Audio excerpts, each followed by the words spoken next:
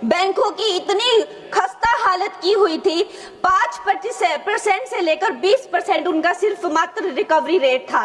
50 करोड़ से ज्यादा जनधन खाते खोले, जन जन को जो है बैंकों से कनेक्ट किया और आज जो है बैंकों का जो है सशक्तिकरण जो है प्रधानमंत्री नरेंद्र मोदी जी ने किया है। आप जब किसी सरकारी बैंक में घुसते हैं तो ऐसा लगता है कि 80 या 90 की दशक की किसी इमारत में आ गए हैं, जहां पे दीवारें उखड़ रही होती हैं, पंखा अपनी मर्जी से चलता है और लाइनें रेल टिकट से भी ज्यादा लंबी होती हैं। इसके बाद जब आप काउंटर नंबर 1 पे पहुंचते हैं तो बताया जाता है काम यहां नहीं होगा, काउंटर नंबर 4 पर जाइए।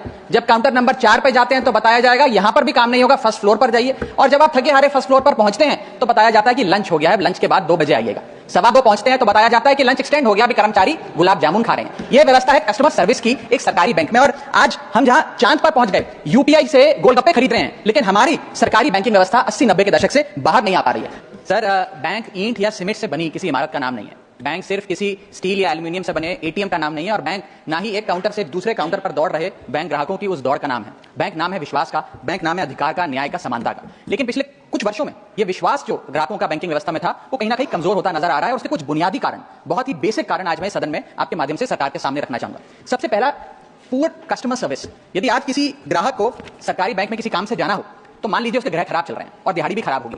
कोई नौकरी पेशा आदमी हो तो ऑफिस से छुट्टी लेनी पड़ती है, कोई स्टूडेंट हो तो प्रैक्टिकल का एग्जाम मिस करना पड़ता है, यहां तक कि साधारण सी पासबुक अपडेट कराने भी जाना हो तो वो भी एक संघर्षशील सफर में तब्दील हो जाता है। मैडम, बैंकिंग कोड और स्टैंडर्ड्स बोर्ड ऑफ इंडिया का एक सर्वे बताता है कि 45% बैंक कस्टमर्स बैंकिंग व्यवस्था से डिससैटिस्फाइड है, असंतुष्ट हैं। और मैं चाहूंगा आपके माध्यम से सरकार के कानों तक की बात पहुंचे कि डिजिटल सर्विसेज का एक कस्टमर सेटिस्फैक्शन ऑडिट कराना चाहिए सरकारी बैंकों का, कि क्या हमारी सरकारी बैंकों की वेबसाइट का इंटरफेस या मोबाइल एप्लीकेशन सरल है, अच्छी है, या कस्टमर्स उससे त्रस्त हैं। दूसरा बड़ी समस्या है रूरल इंडिया के अंदर limited access to banking infrastructure. आइए गांव की ओर चलते हैं। मैडम, क्या हमारी बैंकिंग व्यवस्था ग्रामीण इलाकों तक पहुंच चुकी है? नाबार्ड की रिपोर्ट बताती है कि 50% of rural India is still suffering from lack of adequate access to banking. Financial inclusion index की आरबीआई की 2020 की रिपोर्ट बताती है कि ग्रामीण भारत में हर 100 में से मात्र 54 लोगों तक ही हमारी बैंकिंग व्यवस्था जैसे तैसे पहुंच पाई है, और 30% से ज्यादा रूरल हाउसहोल्ड आज भी ऐसे हैं जो पूरी तरीके से अनबैंक्ड हैं। और मैम, बैंकिंग की ग्रामीण इलाकों में अगर बात करें तो बैंकिंग व्यवस्था ने ग्रामीण इलाकों के साथ सौतेला व्यवहार किया है। पहले तो बैंक की ब्रांच गांव के पास नहीं है। जब वो बूढ़ा आदमी भोला भट्टा बैंक की 5-10 किलोमीटर दूर ब्रांच तक पहुंचता है तो पता लगता है कि बिजली गुल है, बिजली आ जाती है तो पता लगता है सर्वर डाउन हो गया है, सर्वर बिछड़ जाता है तो पता लगता है आधार सीडिंग में दिक्कत है, फिंगरप्रिंट मिसमैच हो रहा है, या बैंक अकाउंट की मैपिंग नहीं हो पा रही है। डॉक्यूमेंटेशन से लेकर कॉम्प्लिकेटेड फॉर्म से लेकर लैंग्वेज के चैलेंजेस तक ग्रामीण इलाकों में लोगों को झेलने पड़ते हैं। और सबसे ज्यादा बैंकिंग फ्रॉड भी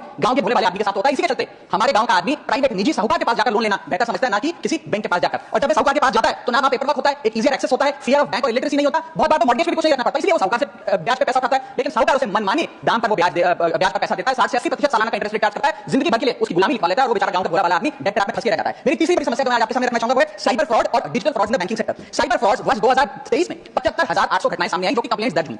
वर्ष